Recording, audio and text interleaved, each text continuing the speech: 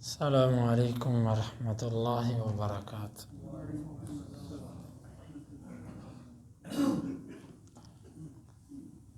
سورۃ البقرہ آیت نمبر 6۔ اعوذ باللہ السمیع العلیم من الشیطان الرجیم من ہمزہ ونفخہ ونفثہ۔ ان بے شک الذین وہ لوگ کفروا جنہوں نے کفر کیا، سواء برابر ہے، علیہم ان پر، اانذرتا آپ ڈرائیں، ہم ان کو، ام یا لم تنذرہم آپ نہ ڈرائیں انہیں، لا یؤمنون وہ ایمان نہیں لائیں گے۔ ختم مہر لگا دی ہے اللہ نے، علی پر، قلوبہم ان کے دلوں، وعلی اور پر، سمعہم ان کے کانوں، وعلی اور پر، ابصارہم ان کی آنکھوں، غشاوہ پردہ ہے، وَلَهُمْ اور ان کے لیے، عذاب عذاب ہے، عظیم بہت بڑا۔ ان الذین کفروا سواء علیہم بے شک وہ لوگ جنہوں نے کفر کیا برابر ہے ان پر، اانذرتہم ام لم تنذرہم آپ انہیں ڈرائیں یا نہ ڈرائیں، لا یؤمنون وہ ایمان نہیں لائیں گے۔ ختم اللہ علی قلوبہم اللہ نے ان کے دلوں پر مہر لگا دی، وعلی سمعہم اور ان کی سماعت پر، وعلی ابصارہم اور ان کی آنکھوں پر، غشاوۃ پردہ ہے، وَلَهُمْ عَذَابٌ عَظِيمٌ اور ان کے لیے بہت بڑا عذاب ہے۔ اس آیت مبارکہ میں اللہ تعالیٰ نے لوگوں کی ایک دوسری قسم کا ذکر کیا۔ پہلے ان لوگوں کا ذکر تھا جو تقوی والے تھے، اللہ سے ڈرنے والے تھے، ان کی 6 صفات کا ذکر کیا اور ان کے انعام کا ذکر کر دیا۔ اب اللہ تعالیٰ نے ان لوگوں کا ذکر کیا جو ان کے بالکل برعکس ہے، جو گزشتہ 6 چیزوں پر ایمان نہیں رکھتے، یہ کافر ہیں۔ ان الذین کفروا، کفر کفر اس کا معنی ہوتا ہے چھپانا، پردہ ڈال دینا۔ جو کافر ہوتا ہے یہ حق کو ڈھانپ دیتا ہے، حق پہ پردہ ڈال دیتا ہے، حق کو قبول نہیں کرتا، اسی مناسبت سے اسے کافر کہا جاتا ہے۔ ویسے کافر ہر چھپانے والی چیز کو کہہ دیا جاتا ہے، عربی زبان میں یہ لفظ عام ہے۔ ٹائر کو بھی کافر کہتے ہیں، ٹیوب اندر چھپی ہوتی ہے۔ کسان کو بھی کافر کہا گیا کیونکہ وہ بیج کو زمین میں چھپاتا ہے۔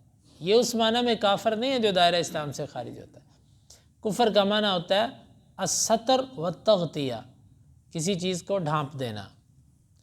تو جنہوں نے چھپایا حق کو، آپ انہیں ڈرائیں یا نہ ڈرائیں وہ ایمان نہیں لائیں گے۔ یہاں پر 2 باتیں ہیں۔ پہلا سوال یہ ہے کہ اگر انہوں نے ایمان نہیں لانا تو پھر انہیں ڈرانے کا فائدہ ہی نہیں۔ یہ مطلب نہیں ہے اس آیت کا۔ اس آیت کا اصل مقصد اللہ کے نبی صلی اللہ علیہ وسلم کو تسلی دینا ہے کہ آپ پریشان نہ ہوں۔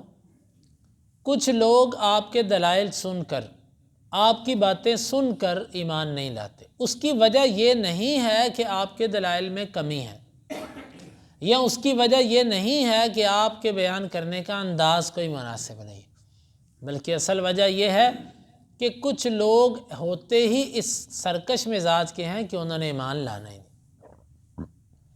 جس طرح بندہ کسی کو تسلی دیتا ہے کہ یار اس میں تیرا قصور نہیں ہے، وہی بدبخت نکلا، تو کیوں پریشان ہوتا ہے؟ اس میں اللہ تعالیٰ اپنے نبی صلی اللہ علیہ وسلم کو صرف تسلی دے رہا، اور کچھ مقصد نہیں ہے اس آیت سے۔ دوسری اہم بات اس میں، بعض لوگ اس کا معنی یہ سمجھتے ہیں کہ آپ انہیں ڈراؤ یا نہ ڈراؤ، یعنی دعوت دینا اور نہ دینا برابر ہو گیا۔ پہلی تو بات یہ ہے کہ ہمیں کیسے پتہ چلا کہ یہ ایمان نہیں لائے گا؟ ہم تو ڈرائیں ہی ڈرائیں، ہمیں کیسے پتہ ہوگا یہ ایمان نہیں لائے گا؟ ہمارے پاس غیب تھوڑی ہے۔ یہ معنی درست نہیں ہے۔ اس کا مطلب یہ نہیں ہے کہ آپ ڈراؤ یا نہ ڈراؤ، بلکہ اس کا مطلب ہے ان پر برابر ہے، یعنی وہی ایسے بدبخت ہیں وہ ان کو کوئی ڈرائے یا نہ ڈرائے، آپ ڈرائیں یا نہ ڈرائے وہ ایمان نہیں لائیں گے، لیکن آپ نے ڈرانا ہے۔ کیوں؟ بلغ ما انزل الیک من ربک، جو تیرے رب کی طرف سے تجھے پہنچا ہے اس کو آگے پہنچا۔ اب فرعون، اللہ کو پتہ تھا ایمان نہیں لائے گا، لیکن اللہ تعالیٰ نے موسیٰ علیہ السلام سے کہا کہ اذهب الی فرعون انہ طغی، جاؤ فرعون کی طرف۔ یعنی کہ ایک داعی کو یہ کہا جا رہا ہے کہ تو نے ڈرانا ہی ڈرانا ہے، تیرے اوپر لازم ہے، اگر تو نہیں ڈرائے گا نا تو تجھ سے سوال کیا جائے گا۔ لیکن پھر ساتھ تسلی دی جا رہی ہے کہ اگر کچھ لوگ ایمان نہ لائیں تو اس کو اپنی دعوت کی کمزوری نہ سمجھنا، بلکہ کچھ لوگ ہوتے ہی اس مزاج کے ہیں، انہیں ڈراؤ یا نہ ڈراؤ وہ ایمان لاتے ہی نہیں۔ اصل یہ ہے اس میں۔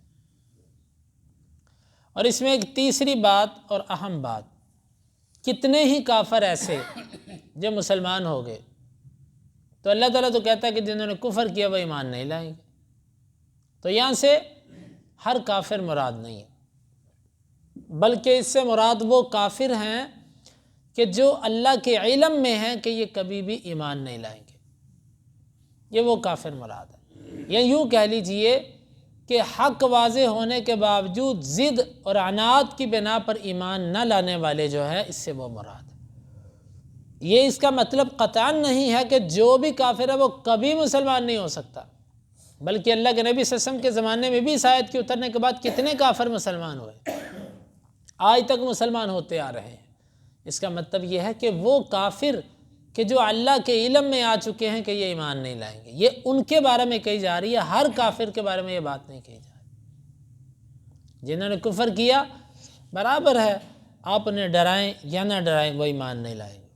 تو اس سے معلوم ہوا کہ ہمیں ہر موقع پر دعوت دینے والے کو ہی کوسنا نہیں چاہیے کہ جی آپ کی دعوت میں اثر نہیں ہے، آپ کے واعظ میں اثر نہیں ہے، دیکھو فلاں بندے نے فلاں عالم کا واعظ سنا وہ بدل گیا، اس بندے نے آپ کا سنا وہ کیوں نہیں بدلا؟ ضروری نہیں کہ واعظ کے اندر ہی کچھ کمی ہے، بعض دفعہ سننے والے کی بدبختی بھی ہوتی ہے، وہ بھی اس پر غالب ہوتی ہے کہ اس کے مقدر میں ہدایت نہیں ہے، تو گویا کہ یہ دعوت دینے والے کو ایک تسلی دی جا رہی ہے۔ آگے اللہ رب العالمین نے ان کے اس کفر کی سزا کو ذکر کیا، حق کو دیکھ کر قبول نہ کرنا، اس کے لیے اڑنا، اصرار کرنا، انکار کرنا، ان سب چیزوں کا نتیجہ کیا نکلا؟ اللہ تعالیٰ نے دو چیزوں پہ مہر لگا دی، دل اور کان۔ دلوں پر مہر، حدیث کے اندر آتا ہے جب انسان کوئی گناہ کرتا ہے تو اس کے دل کے اوپر ایک سیاہ نقطہ لگتا ہے، اگر وہ توبہ کرے تو مٹا دیا جاتا ہے، نہ کرے تو باقی رہتا ہے، پھر دوسرا، پھر تیسرا، پھر چوتھا، حتیٰ کہ اس کا دل سیاہ ہو جاتا ہے۔ ایک وقت یہ آتا ہے کہ اس کا دل اندھا ہوتا ہے، اس کو کوئی نیکی برائی کا پتہ ہی نہیں چلتا، حق اور باطل کی تمیز ختم ہو جاتی ہے اس سے۔ یہ الٹے برتن کی طرح، جس طرح کسی برتن کو الٹا کر دیں اس میں جو مرضی ڈالتے جائیں، جب برتن ہی الٹا ہو گیا اس میں داخل کیا ہوگا؟ اس کا دل الٹا ہو چکا ہے، اب اس میں داخل ہی کچھ نہیں ہوگا۔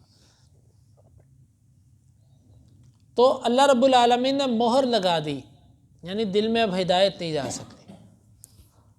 مہر کسے کہتے ہیں؟ جب کسی چیز پہ مہر لگائی جاتی ہے، سیل بند کیا جاتا ہے، اس کا مطلب ہوتا ہے کہ مہر توڑے بغیر کوئی چیز اندر نہیں جا سکتی اور اندر کی چیز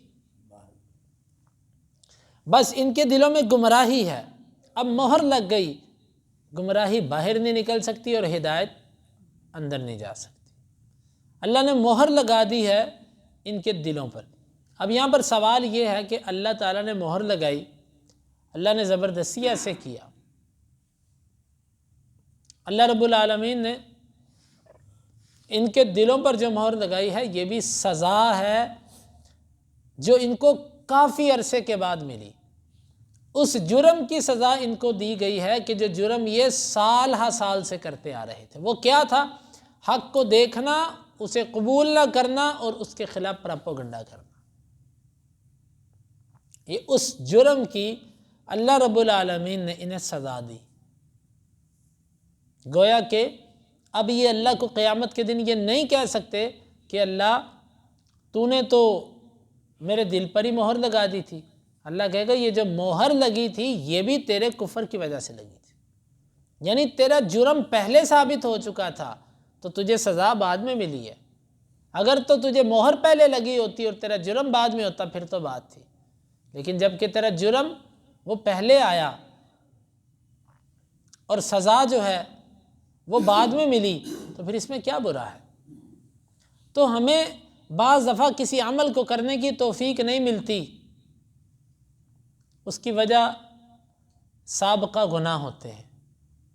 اللہ تعالیٰ ان گناہوں کی وجہ سے دل پر ایسی سختی لے کر آتا ہے کہ نیکی کی طرف دل مائل ہی نہیں ہوتا۔ بعض دفعہ ایسے ہوتا ہے نا کہ نیکی چھوٹ جائے بہت دکھ ہوتا ہے، اور وقت گزرنے کے ساتھ انسان کی یہ کیفیت ہوتی ہے کہ نیکیاں چھوڑنے پر دکھ ہی نہیں ہوتا۔ 10 روپے کا نوٹ گر جائے تو دکھ ہوتا ہے، نیکی چھوٹنے پر دکھ نہیں ہوتا۔ اس کی وجہ یہ ہوتی ہے کہ اللہ رب العالمین مہر بھی دو طرح کی ہوتی ہے نا، ایک کلی مہر اور ایک جزوی مہر۔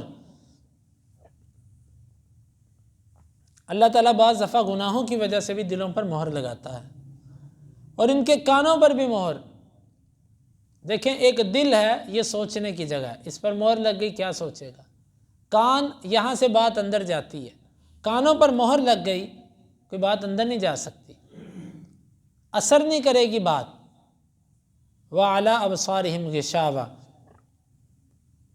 اور ان کی آنکھوں پر پردہ ہے، بظاہر کچھ بھی دکھائی نہیں دیتا، نہ مہر نہ پردہ، لیکن یہ بصیرت والے جن پر اللہ کا فضل ہو یہ انہی کو نظر آتا ہے۔ جس طرح جس کی نظر انتہائی کمزور ہو اسے تھوڑی سی دور کی چیز نظر نہیں آتی، اور جس کی نظر انتہائی تیز ہو اسے دور تک نظر آتا ہے۔ ایسے ہی جس کا ایمان تیز اور مضبوط ہو اس کو یہ پردے محسوس ہوتے ہیں، اور جس کا ایمان کمزور ہو اس کو پتہ نہیں چلتا۔ تیز ایمان والا بندہ تھوڑی سی خیر اس سے چھوٹ جائے وہ تڑپتا ہے کہ جیسے مچھلی پانی سے باہر آ گئی، کہ میں کس طرف جا رہا ہوں، میں غلط راستے کی طرف جا رہا ہوں۔ اور جو بے بصیرت انسان ہے اس کو پرواہ کوئی نہیں ہوتی۔ گویا کہ یہ 3 راستے ہیں ہدایت کے، یا انسان سوچ کے ہدایت لیتا ہے، یا سن کے، یا دیکھ کے۔ رہی زبان، زبان تو ترجمان ہوتی ہے اس چیز کی جو ان 3 ذرائع سے حاصل ہوتا ہے، اس کی ترجمانی زبان کرتی ہے۔ تو جب تینوں راستے بند ہو گئے، نہ سوچ، نہ سماع اور نہ بصر دیکھ سکتا بندہ، تو خود بخود انسان ہدایت کے تینوں راستے جب بند ہو گئے ہدایت کیسے ملے گی؟ اور یہ بڑی سخت قسم کی سزا اللہ رب العالمین نے ان کے لیے ذکر کی، اور ان کی اور رب کی جو سزائیں اور رب کی جو مہریں بظاہر وہ دکھائی نہیں دیتی۔ اللہ تعالیٰ کے جو معاملات ہیں انسان کی سوچ سے بالا تر ہے۔ اب نظر نہیں آتا پردہ، لیکن اللہ کہتا پردہ ہے۔ ہر کافر کی آنکھوں پر پردہ جو ایمان نہیں لا رہا، لیکن نظر نہیں آتا ہمیں، مہر ہے لیکن نظر نہیں آتی۔ وَلَهُمْ عَذَابٌ عَظِيمٌ، اور ان کے لیے بہت بڑا عذاب ہے۔ تو یہ دوسری قسم کے لوگ جن کا اللہ تعالیٰ نے ذکر کیا اور ان کی جزا بدلے کا بھی ذکر کر دیا۔ اس کے بعد ایک تیسری قسم ہے جس کا ذکر کل کے درس میں۔ اللہ رب العالمین سے دعا ہے اللہ تعالیٰ ان آیات کو سمجھنے کی اور عمل کی توفیق عطا فرمائے۔